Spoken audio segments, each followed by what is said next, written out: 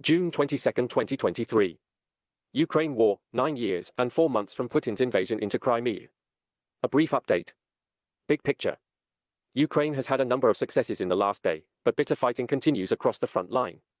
Ukraine has damaged one of the handful of routes into and out of Crimea, causing delays in Kremlin troop resupply. Moscow appears to be shelling Ukraine's northern border to create a permanent no man's land. Disclaimer. Overview at time of writing.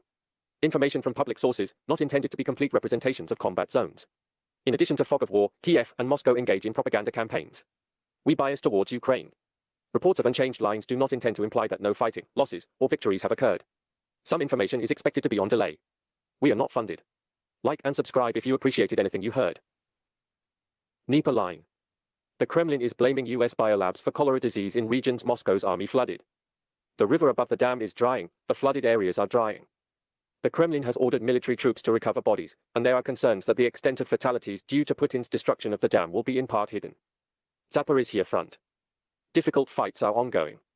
Reports of Ukrainian partisan fighters around Tokmak. South of Velika Novosilka, Ukraine continues to attack the high ground west of the village of Makarivka, with heavy fighting reported. East front, Donetsk.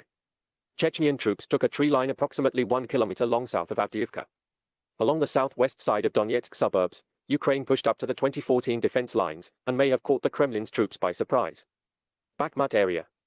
The Kremlin is attacking the areas Ukraine liberated a few weeks ago. Oskil border front. Fights are ongoing around Belohorivka, and in the last 2 days, Ukraine's troops have been putting on what might be called a masterclass in maneuver defense. Northern border. Putin's claim of creating a sterile zone on the border seems to be in action. Shelling ongoing all along this border.